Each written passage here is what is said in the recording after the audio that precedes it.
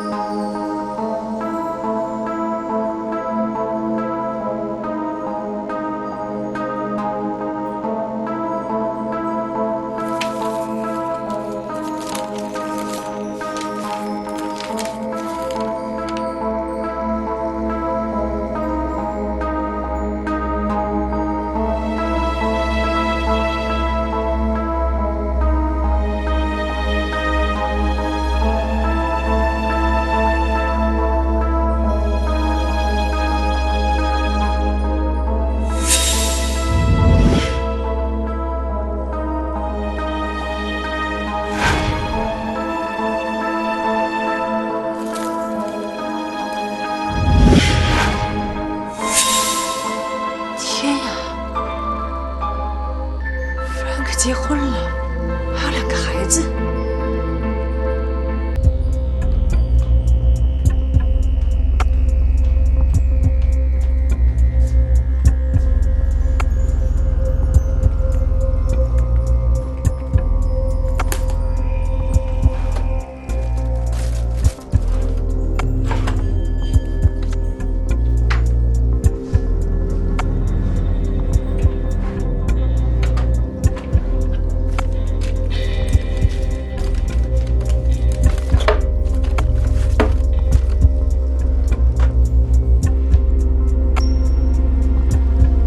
罪上加罪啊！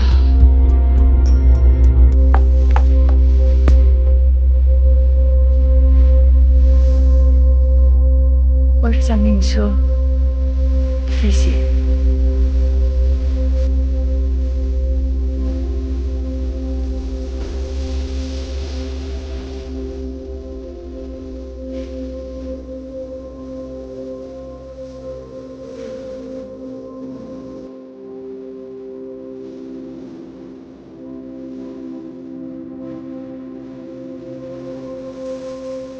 我们分手吧。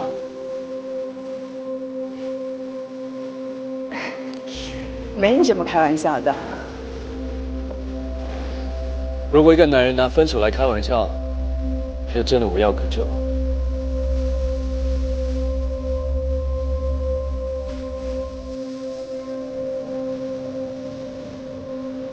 那，你总得给我个理由吧？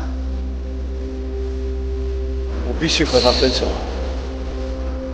这是我现在唯一能够为我们感情所做的事。我家养的金鱼不喜欢你。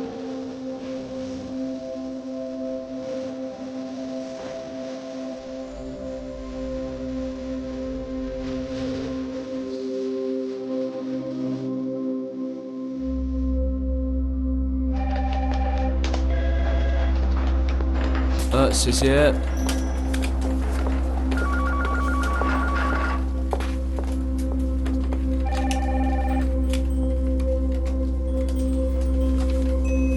这个要不要？不要，谢谢。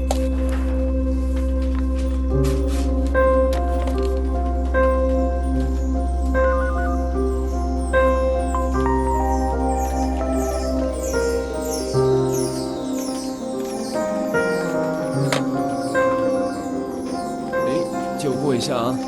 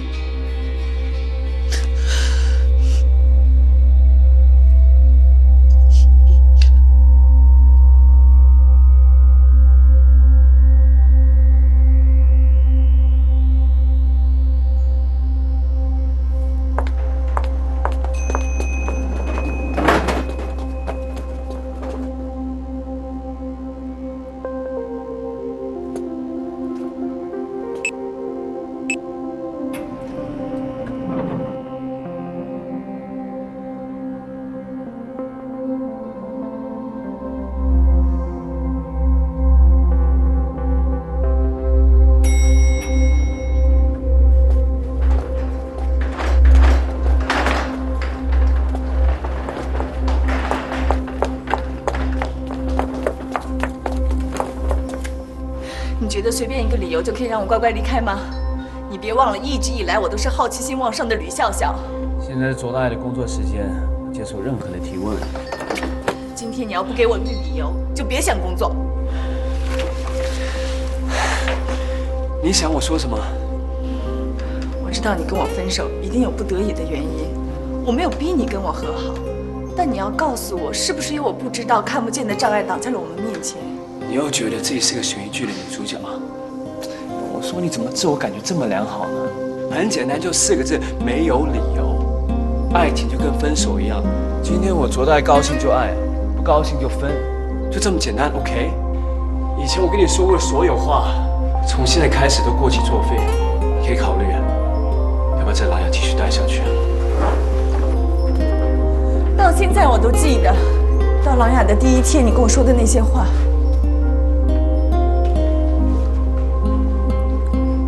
记性真好，可惜我已经全忘了。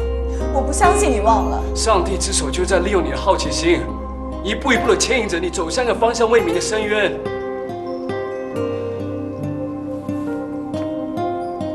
你可以放弃这个游戏吗？你真的要我这么做吗？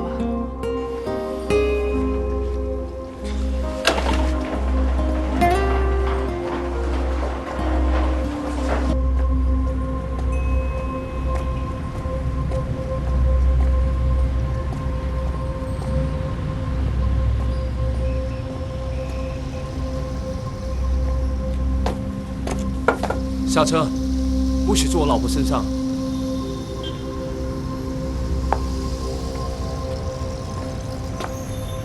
我已经知道你以前的事情了。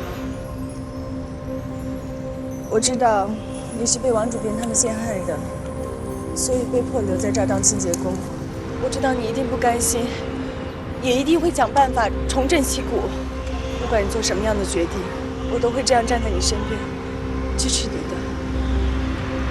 小姐，你以为你在出演真情节目吗？麻烦你，把你这份同情心留给别人，我不需要。我不知道你这些故事从哪里听来的，不过我们已经分手，你就留着这份闲心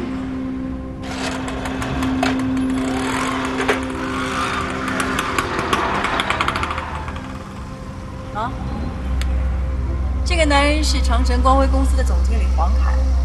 这家公司呢是专门承办活动的公关公司，从来没有跟我们琅琊合作过，这次是第一次。他跟马嘉祺是什么关系啊？具体什么关系还不太清楚，但是这次这个公司承办的是典雅的新闻发布会，而这个品牌呢是由马嘉祺登记的。我想很有可能马嘉祺是收了黄凯什么好处，然后才把承办权给他的。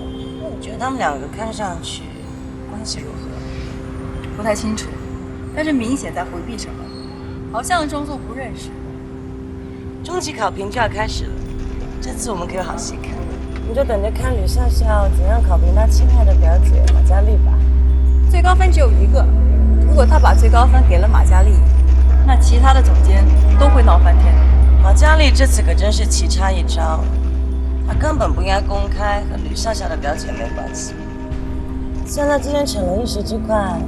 这恶果子他还是要自己吞下去的，那是肯定的。Cherry， 我想清楚了，我决定以后好好配合您的工作。我向你保证，之前发生那些失误，以后绝对不会再在你面前发生了。来琅琊这么久，你第一次像一个正常下属这样给我表明态度，你想说什么呢？那个时候朱烈刚离开，我心里有些意气用事，希望您别放在心上。有话你就直说吧，你这样反而让我有点不太习惯。Cherry， 中期考评就要到了，我希望……说到重点了。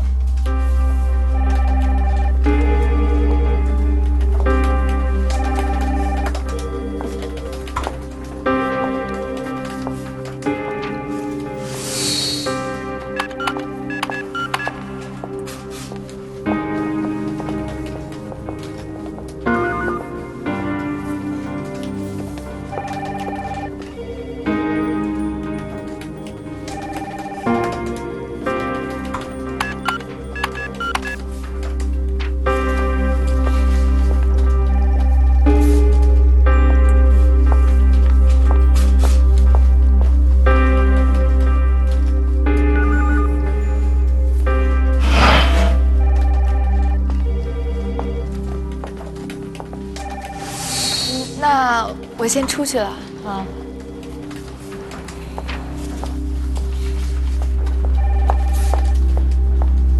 今年我负责的 Leslie 品牌一共搞了5个活动，发了17篇公关稿，上了36家媒体，总销售额上升了3%，整个市场都在扩大。Leslie 品牌方面对此非常的满意，也签下了明年的合约。这个业绩肯定是所有创意总监当中最优秀的，所以我希望可以拿到最高分。我会考虑的。青阳的波折是我们一起解决和攻克的，现在风平浪静了，而且他们跟我们保持这么好的合作关系。另外，我服务妍雅客户已经好几年了，这个客户能一直留在我们公司，我的功劳功不可没。所以你在打分的时候，千万不要顾及到我是你的表姐，该打高分的时候就打最高分。我清楚。Cherry， 我要跟你强调的是，青阳的小样绝对不是从我这里流出去传到姚总手上的。除此之外，我这半年的工作没有任何污点，因为所有创业总监的纰漏都不是出在我负责的范围。我的职责很大一部分就是事无巨细的为他们服务，没有功劳也有苦劳。我明白 ，Cherry， 我知道我们私底下有些不愉快，但是我想还不至于影响到这次的评分吧。在工作上，我是出了名的铁人，一天24个小时，我把18个小时都奉献给了琅琊。上个月，Frank 给我加了1次薪水，可是老板永远看的是结果而不是过程。他之所以给我加薪，是因为我连续3个季度保持了受力品牌的销售和影响力的增长。光凭这个，我就应该拿到最高分，因为迄今为止，创意部还没有1个人打破了这个记录。你说的我会考虑。公司规定只有1个人可以拿到最高分，我能做的只有公平。你别再搬弄是非，卖弄你编故事的天赋，行吗？我可能是少了点乐趣，不过我愿意答应你，只要你好好干下去，没有不能商量的事儿。你知道谁能修改核心资料库的密码吗？进入琅琊公关的人是你，我不过是你在琅琊之外的元首罢了。这种事不是琅琊的内部员工是不会知道的。难道那个人没有告诉过你？我和他1不是下属，2不是朋友，3不是情人，他怎么可能告诉我？再说了，琅琊核心资料库的密码对于我来说根本就没有用。一个外人是无论如何不会到核心资料库去的。他到底想干什么？让你失望了。我也不知道他的全盘计划是什么，我跟他只是交易而已。他告诉我的，是我应该知道的。我告诉你的呢，也是你应该知道的。我们每个人各司其职，各尽其能，别老惦记着和你不相关的事了。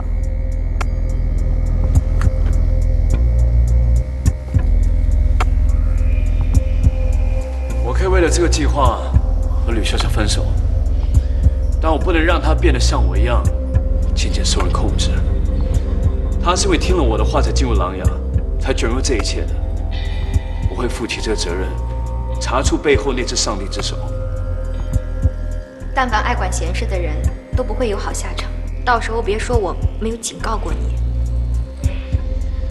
当初协议的时候，并没有不许管闲事这一项，任务我照做，但闲事我管定了。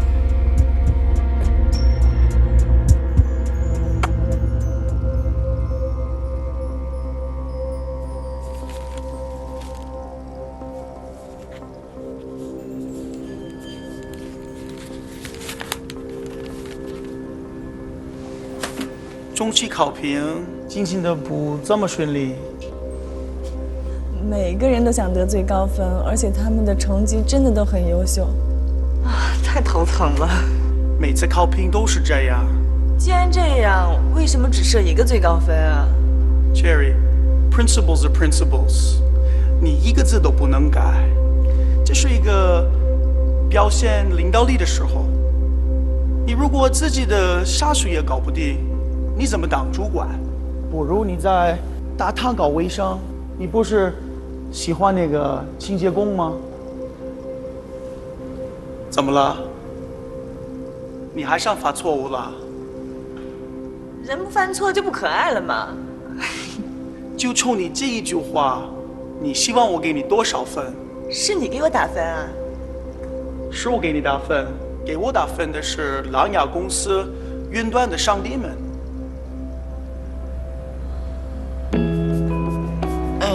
我头都疼死了，我想现在就回去跳到浴缸里好好泡个热水澡，然后扑倒在床上睡死过去。现在知道上司不好当了吧？不说了，我连发牢骚的劲儿都没了。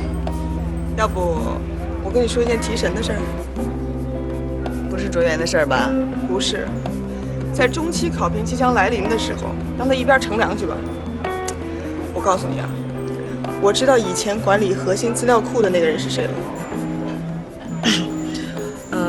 我希望你帮我这个忙跟中期考评无关。现在说话越来越有老板的口气了嘛。我警告你们啊，在中期考评之前，谁也不要想以任何方法收买我，对吧？吕总，你放心，我非常有自信，单凭我的业绩就可以拿到最高分。就别嘲讽我了，你说清楚我就放心了嘛。你应该体谅我被中期考评弄得杯弓蛇影、精神衰弱。要不我过了中期考评再告诉你，免得你受了我的诱惑，又给我打了最高分，岂不是备受良心的谴责？你说是吧？你先说说看，看能不能诱惑我走上寻死的道路。以前管理核心资料库的那个人叫梁山，他是个一流的电脑高手。04年离开了琅琊。又是04年？你说什么？没什么，你接着说。以前的密码就是梁山设定的，他离开之后就再没有过工作人员了，所以密码应该还是以前的老密码，没有修改过。如果按你所说密码是你的生日，那修改密码的人只有一个，那就是梁山。这些是谁告诉你的？卓源？你是中邪了吗？他一个清洁工能知道这些吗？是时间告诉我的。你为什么想知道梁山的情况？每天都幻想自己是悬疑片的女主角。那天我喝多了，就跟他讲了一下梁山的事情，结果他一听，哎，就嗨了，非要让我把你带出来，让你好好跟他聊一聊梁山。梁山是一个电脑的奇才，一毕业就进入琅琊公司的核心资料库工作。他参与了资料库里的资料整理、收集，所以没有他不知道的资料。那琅琊不怕他泄露机密吗？这倒不会。梁山这个人性格开朗，但是对待工作的时候，他是出了名的滴水不漏。曾经有一回，我把他约出来喝酒，把他灌醉了以后，问核心资料库的事情，结果他就像清醒的时候是一样的，回答的滴水不漏。我后来跟他开玩笑说：“你是不是受过琅琊公司的什么特殊保密训练？”那他是不是04年离开的琅琊？琅琊04年到底发生了什么事儿？你怎么知道04年琅琊发生的事情？江湖传闻，江湖传闻嘛。现在还有人传这个？04年对琅琊来说，就像哈利波特的世界里面不能提伏地魔的名字一样忌讳。你们怎么知道这些东西的？这个是另一个故事，咱们先把这个说完。04年到底发生了什么事情，我也不知道。当时我的职务太低，我只知道琅琊公司的所有高层都换了，据说是发生了一件大事，还惊动了美国总部。梁山也就是在那个时候离开了琅琊。他离开琅琊以后，整个人就像变了一样，我再也没见过他笑。最开始我跟他还有些联系，后来渐渐的也就疏远了。那在他身上都发生了什么事儿啊？这个谁也不知道。我只知道他离开了以后，就再也没有去过任何一家大公司工作。后来在电脑城当一个软件维护员。哪家电脑城？世纪路的131号。我的故事讲完了，下面该听你的了。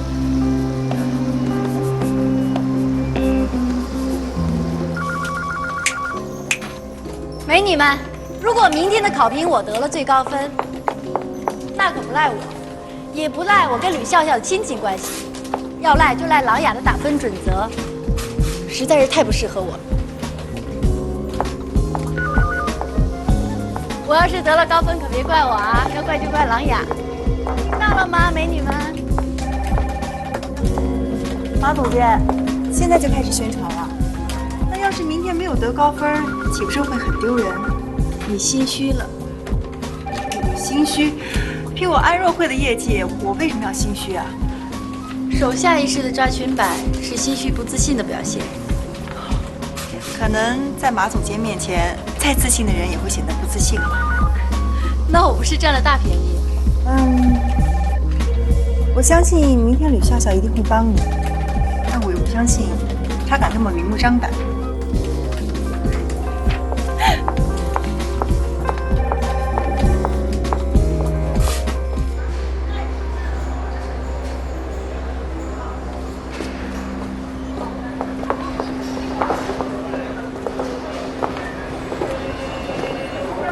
我今天算是知道什么叫大隐隐于市了。在琅琊工作那么多年，最后就沦落到这种菜市场的地方一样工作。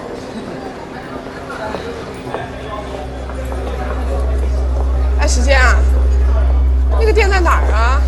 这不对吧？我没有走错了，都绕了3圈了吧？石少爷，你要不认识路别乱带行不行啊？对不起啊，这种地方我从来没来过。你开什么国际玩笑？你知道我多想杀人吗？这刚买的鞋连我脚都瘸了。行，一般啊，少爷不会来这种地方。那没用的才叫少爷。高见。哎，找到了。来，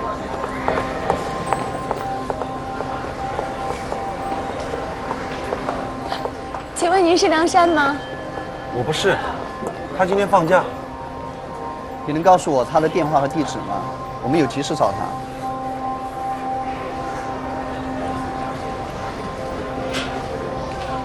我是他女朋友，我现在怀孕了。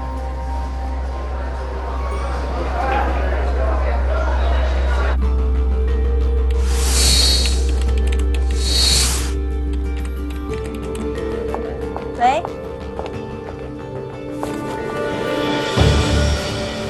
好的。我在公司呢。那我马上过来。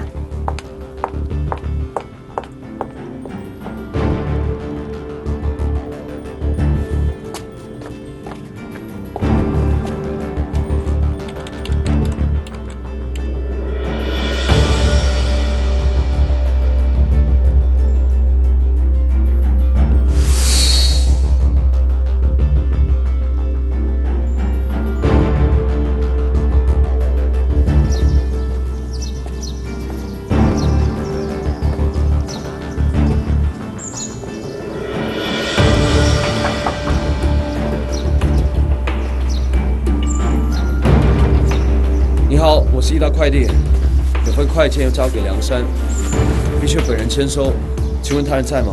他不在，我给你写个地址吧。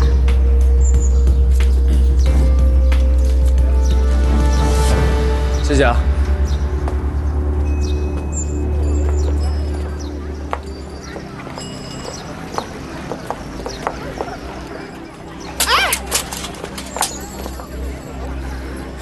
什么鬼地方？你没事吧？果然这种地方不适合我了。哎，我背你吧。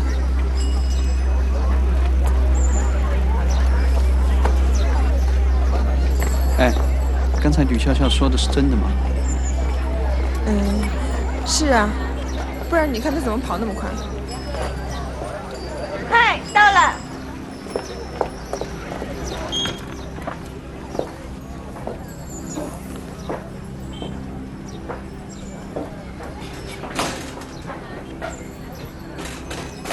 有人吗？有人吗？有人吗？你们找谁啊？我找梁山。梁山早班走了。他走了。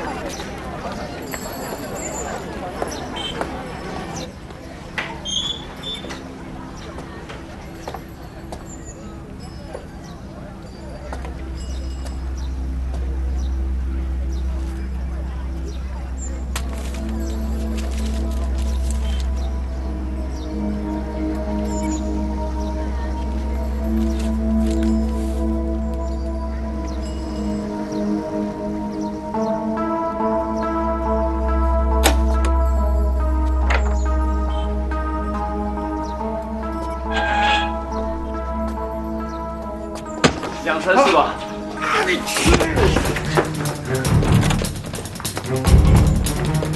梁山，别跑！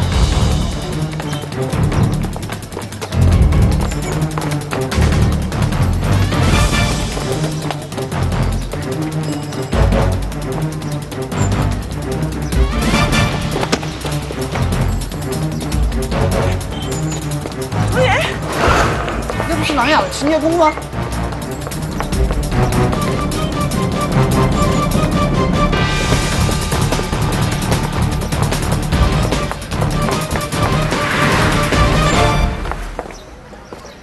跑这么快也不怕把孩子跑掉？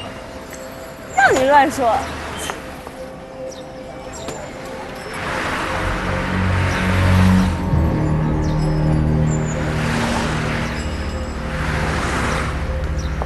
上帝之手。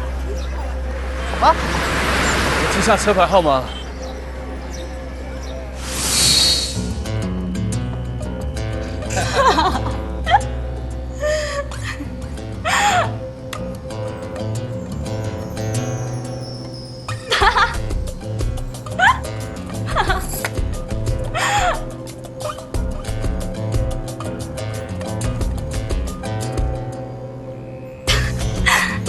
你还发现了什么朱莉的小秘密啊？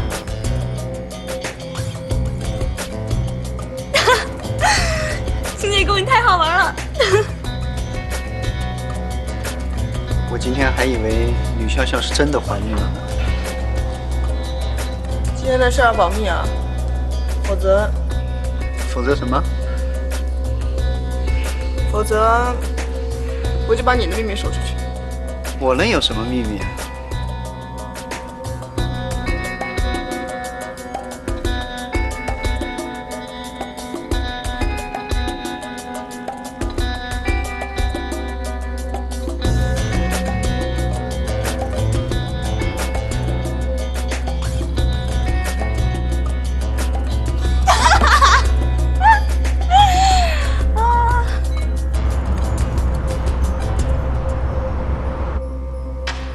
这半年里，我们项目部已经完成了大小23个项目，具体的资料呢已经发到大家手上了，大家可以简单的翻阅一下。时间的秘密是什么呢？你有绯闻都不跟我们说，太不好意思了吧？我看出来了，你呀，现在有跟你分享秘密的人了。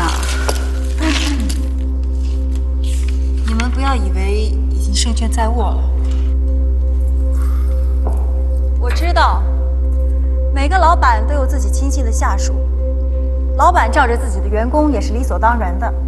但是我不希望我为琅琊所做的、所付出的一切得不到对等的回报，而且这种不公平会慢慢磨损一个员工对工作的积极性和前进的动力。薇薇安，请放心，没有人会被不公平的对待。是吗？那我为什么听说最高分已经内定给马嘉丽了呢？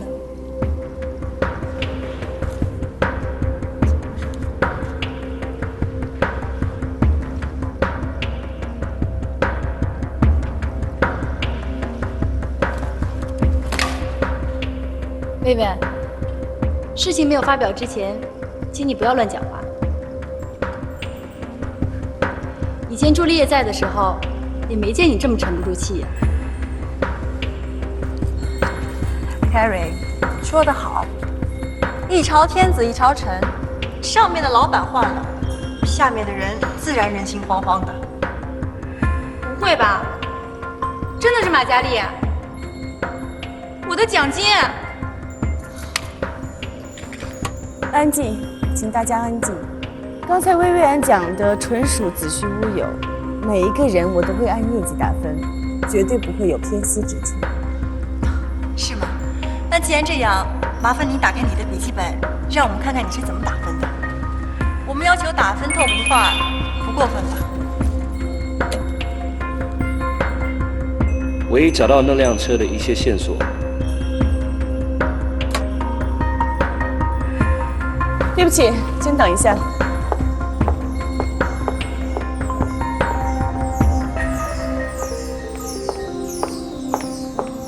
嗨，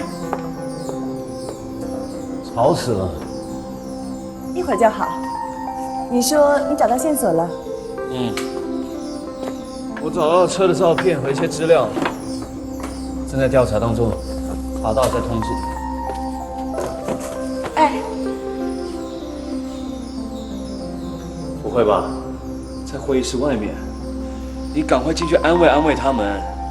原本一刮照，我就觉得这世界特别讨厌。我们重新开始好吗？跟以前一样，你是卓大爷，我是两个嘴巴笑。我们一起在露台上烤鸡翅，一起吃冰棒。我再也不半夜3更跑到你家去了，再也不问东问西了。我们从原点开始，从好朋友开始。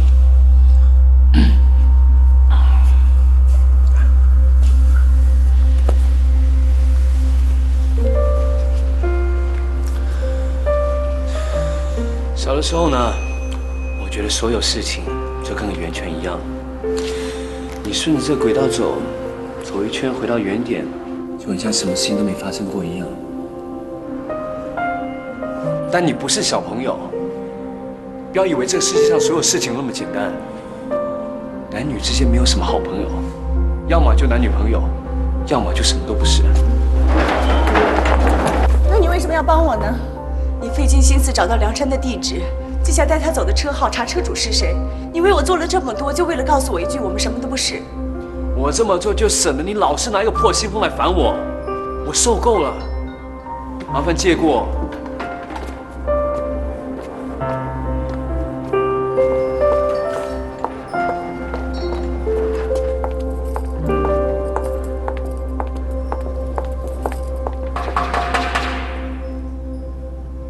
你们真的想看打分记录吗？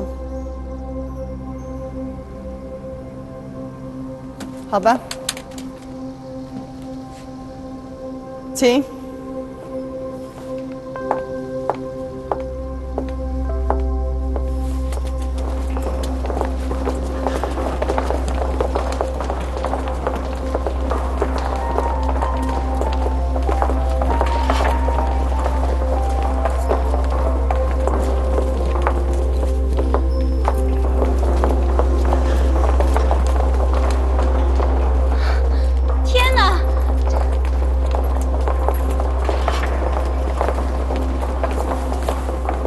给我看一下。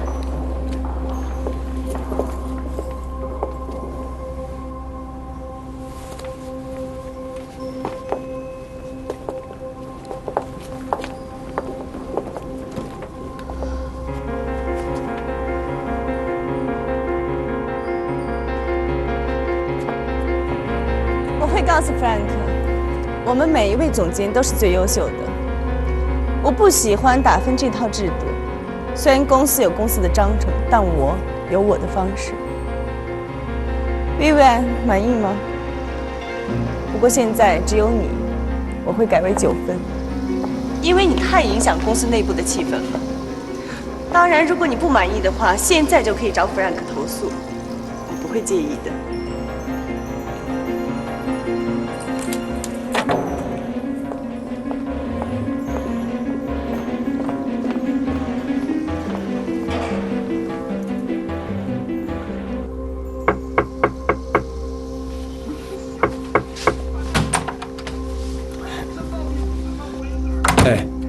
帮个忙。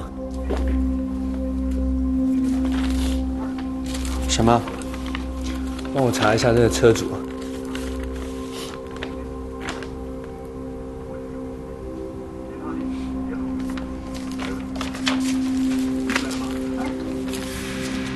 对不起，帮不了你。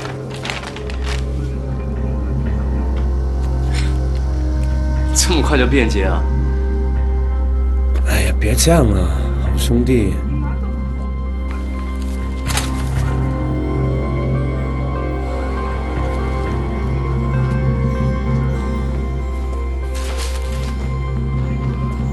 周岩，你越界了。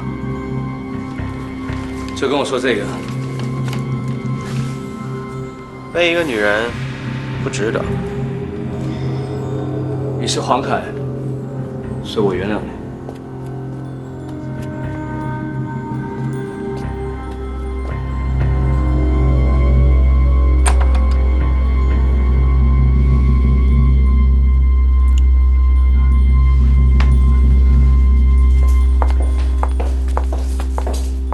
哎，你怎么来了？刚才谁来了？啊，一个送快递的。真的？啊，你看，快递单子都在这儿呢。哎，不信你看看，时间地点都在这儿，一清二楚。嗯。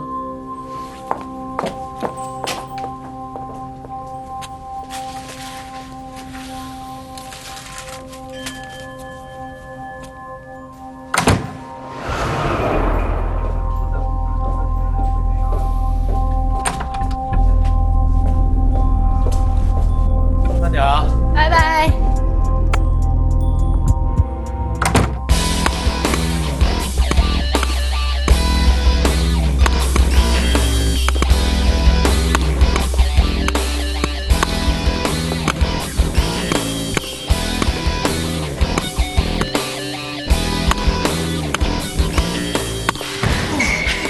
哇 ，Good one, Cherry， 你进步了。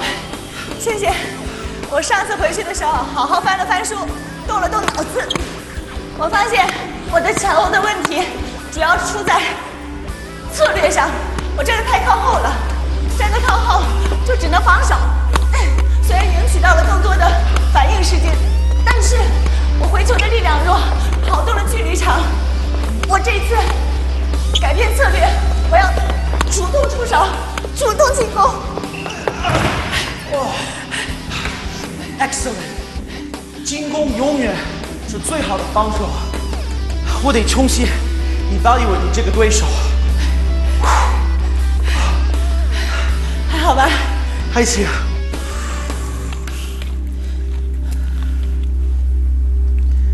你的中期考核让其他的部门的总监都在闹意见。为什么？有人说你在挑战整个琅琊企业的文化，你这个方法都 bring us back to 60、70年代的大饭锅水平。大锅饭。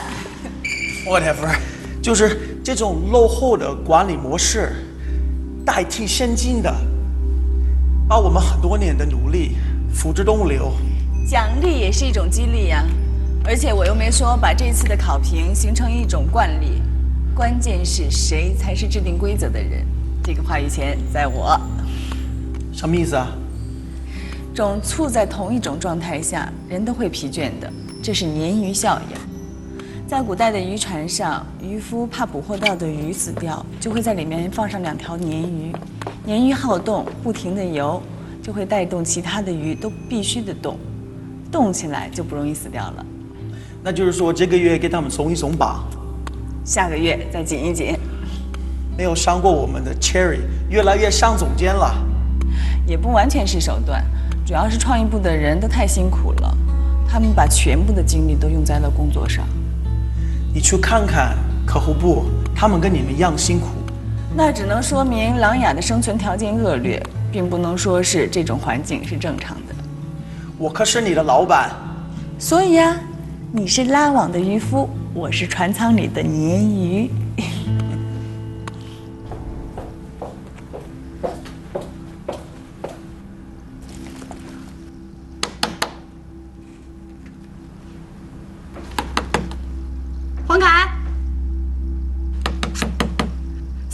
啊？开门！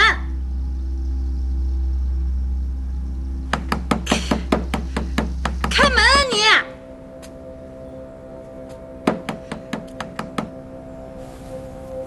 怎么了？我手机落下了。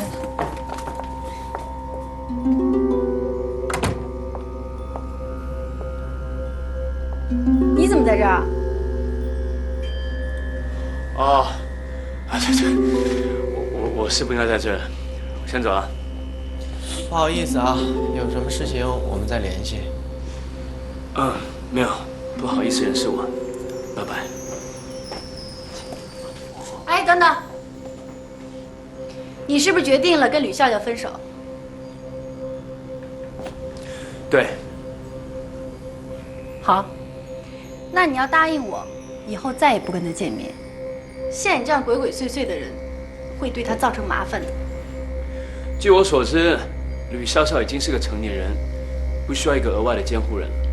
我们之间的事情，让我们自己解决，行吗？他当初呢，可能就是吃了你这套故作潇洒的样子，可是我不吃，我是他的表姐，谁要是敢无端的伤害我妹妹，我就要他好看。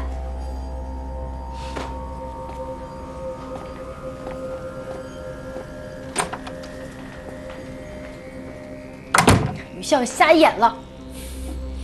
至于吗？这么彪悍。现在到我问你了，刚才你们俩说什么呢？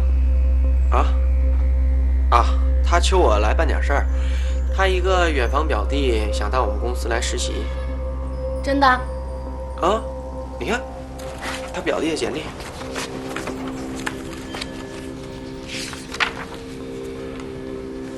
你就不该帮这种人，他心术不正，是个骗子。帮不帮他都可以。你看，他表弟就想来我们公司实习，又不要钱，对吗？哎，那个，我新买的红酒，你想尝尝吗？我不喝红酒，威士忌。啊，加冰加冰。好，我给你拿啊。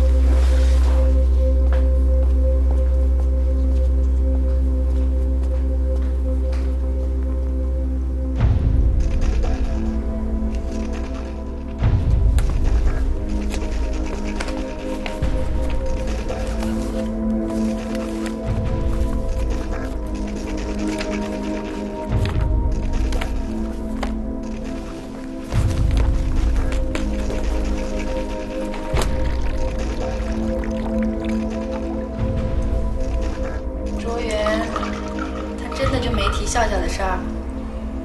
没有。你觉得他会提吗？那谁知道？没准他想向你说完之后转达我，解释他自己。你说笑笑也是，给自己找什么麻烦呢？非得爱上他干什么？那你呢？你不是跟他挺熟的吗？我又没打算嫁给他。再说了，我跟他也不是特别的熟。其实啊，他也算一个叱咤风云的人物，认识这样的人没什么坏处。你胡说，你才没有只是认识他那么简单呢，你很看重他。你倒不如说我看好他。你不高兴？对，我不高兴了，我不喜欢你这样鬼鬼祟祟的人。就知道你不高兴，所以我就没跟你说我跟他的事情。其实啊，这年头眼高手低的人我见的到处都是，就卓源这个柑橘陋巷的人，我就认识这一个。所以呢，别人因为你妹妹那点鸡毛蒜皮的事给我添麻烦了。随便，我把话放在这儿，卓源不是什么好东西，他背后肯定有鬼。我提醒你离他远一点，保持距离，别等到最后呢，把你骗得一干二净，你才后悔。我知道你不喜欢别人管你，所以啊，我的话到此为止。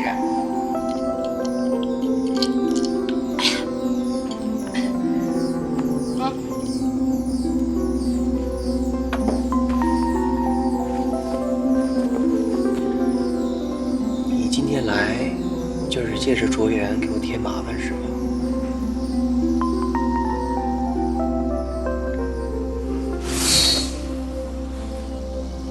我空虚，我寂寞，我冷。就是。哎呀，我们同居吧。啊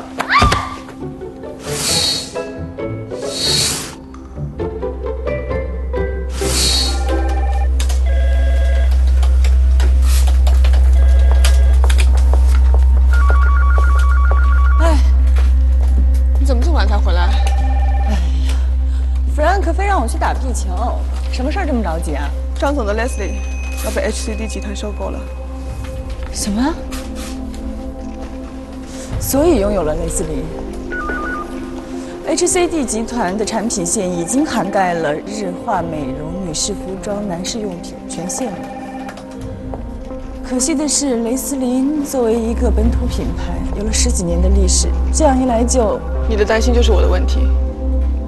其实收购最害怕的就是除了品牌之外，一切都要换掉。一切？一刀两断，你明白吗？就是除了品牌名称和工厂之外，不能看到一丝一毫之前 Leslie 的痕迹。宣传策略方面，除了依然本土这个噱头可以用，其他的都要换掉。也就意味着我们之前帮 Leslie 做的本土英雄这个定位要推翻，短时间内必须出一个新方案，不然客户有危险，跟琅琊的合作就有危险。时间紧迫，我这里人手真的不够，所以希望得到你的支持。OK， 没问题，我让凯莉协助你。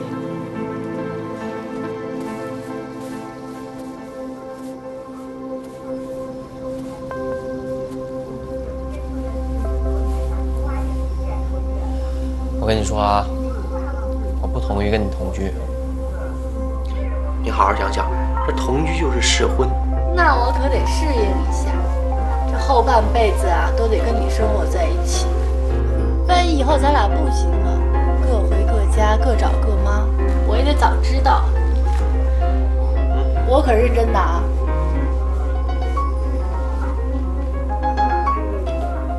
有能耐你就把拳头打下来，打在我身上，别在那抡空拳，怪没出息的。什么？你大点声，我听不见。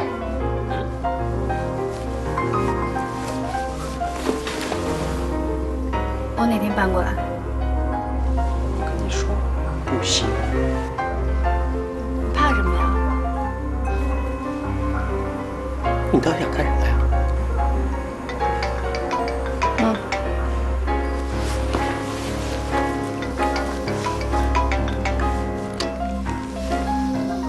喂，笑笑。嗯，好，我跟小柔碰一下。嗯，马上。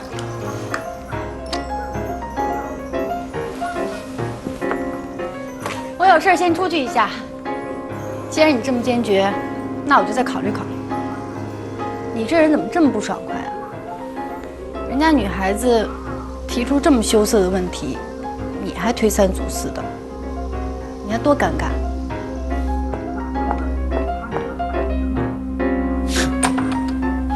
我可没觉得你有点尴尬。张总，我们这次的会议非常重要，期待我们双方能够在这次合作中紧密配合。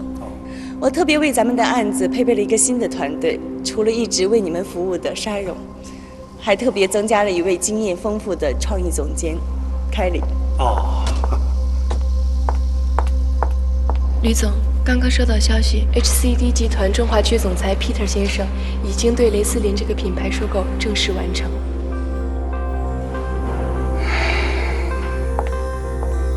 吕总，没错，雷思林的副总裁已经代表我和 HCD 集团签署了协定，雷思林被并购了。以后有什么事情，你们可以直接和 Peter 先生接洽，我完全没有任何态度。好了，很高兴认识各位，我很忙，如果有什么事情，可以直接找我们公司的宣传部门。再见。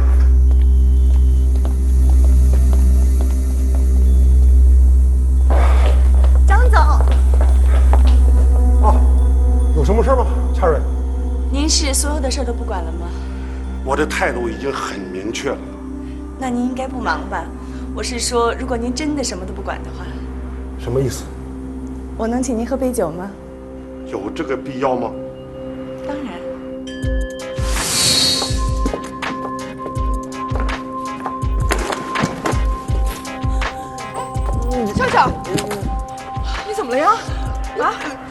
成这样啊？来，快擦擦。又不是你公司被并购了，你至于喝成这样吗？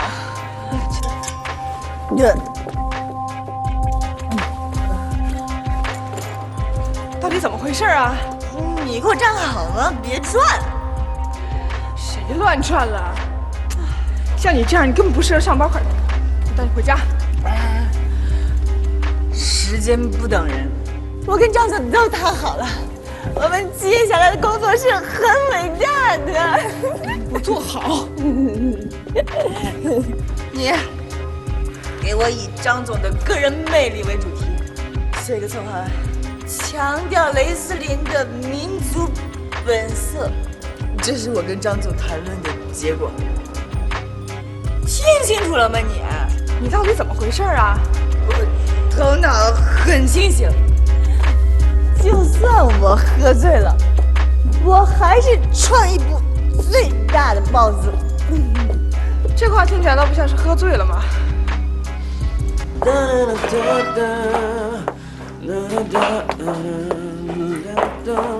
你在干嘛？哎呀！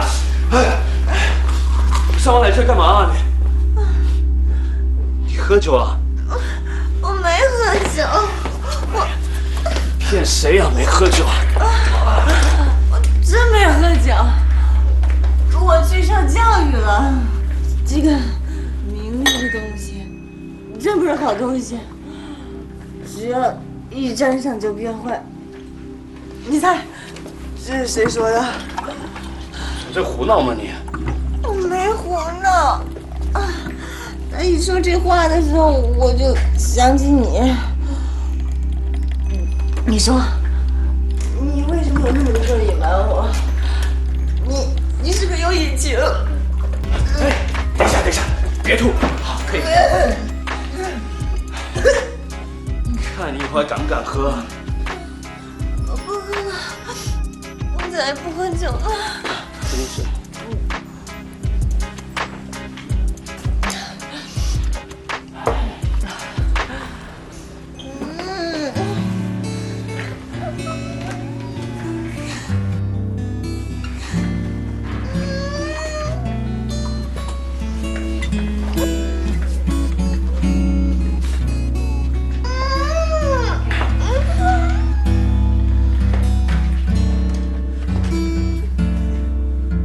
喂。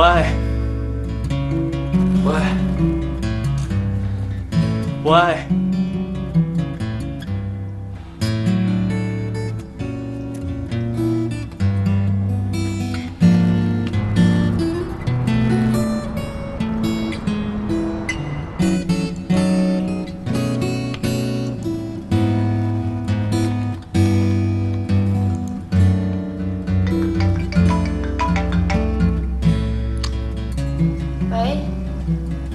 什么？他睡工具间啦？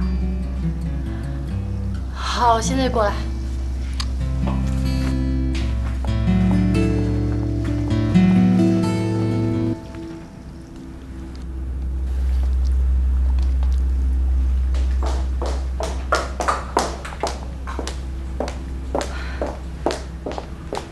他睡多久了？谁让他喝成这样的？雷司林品牌的张总说他公司被并购了，跟他吐了半天的苦水，还跟他说名和利不是什么好东西。哎呀，这250还真是个直肠子。他还真是个直肠子，怎么喝进去怎么吐出来。麻烦你快把他带回家，工具车去。哎，等，你说我把他带过去啊？你不带谁带？你有没有搞错啊？他是来找你的。我周大爷又不是他的佣人。我也不是啊。你是他的亲人。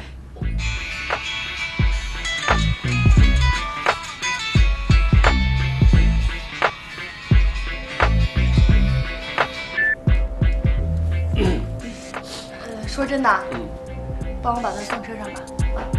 好，哎，帮我一下他手，来扶一下。哇，怎么抓这么紧啊？哎呀！这边。哎，你什么意思啊？等一下，帮我把门带上啊！如果我丢东西，你们创意部要赔的。拜拜。你混蛋，你回来给我！拜我。要不醒醒！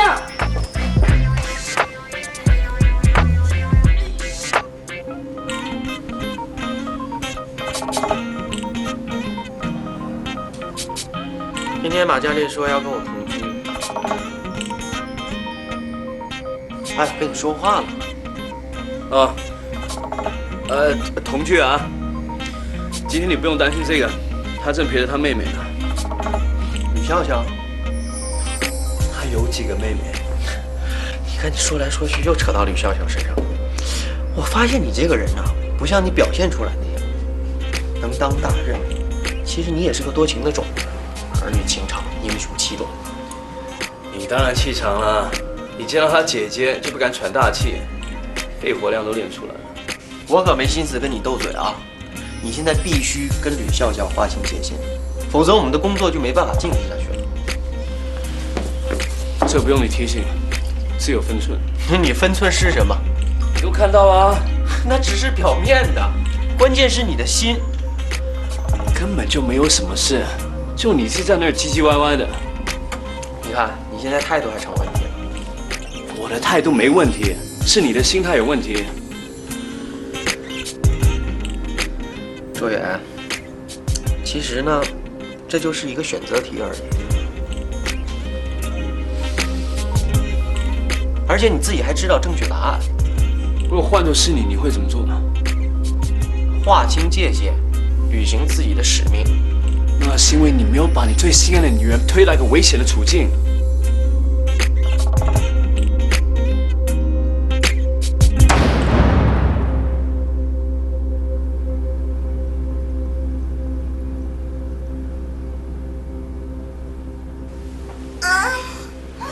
要爆炸了！来了！我是不是已经死了？有你这么说话的吗？人家难受吗？这行李是谁的？我的。你要搬家吗？姐，我只不过喝醉这一天，你用不着把这么大的房子都让给我吧？你想什么呢？我去黄凯那儿。为什么？你怀孕了？你能不能说点好听的？早知道我就应该把你扔到大街上去。我准备去监视他，这小子最近不老实。哎，感情的事儿是不能勉强的。你清醒清醒，这不是感情的事儿。那能为什么呀？我怀疑他跟卓源的关系。卓源怎么了？一提到卓源你就来精神了，他们俩不是一般的熟。今天我去黄凯那儿看到卓源了，黄凯坐在窗口，卓源坐在沙发上，茶几还摆2个酒杯。黄凯说是卓源求他办事儿，求人的坐着，被求的站着，你觉得正常吗？而且我觉得他们俩的气氛怪怪的。我知道黄凯也是惠誉中学出来的，他们俩早就应该认识，那为什么装作不认识呢？你觉得奇怪吗？姐，你回吧。哎，你别拖我床上，我去给你拿盆去啊！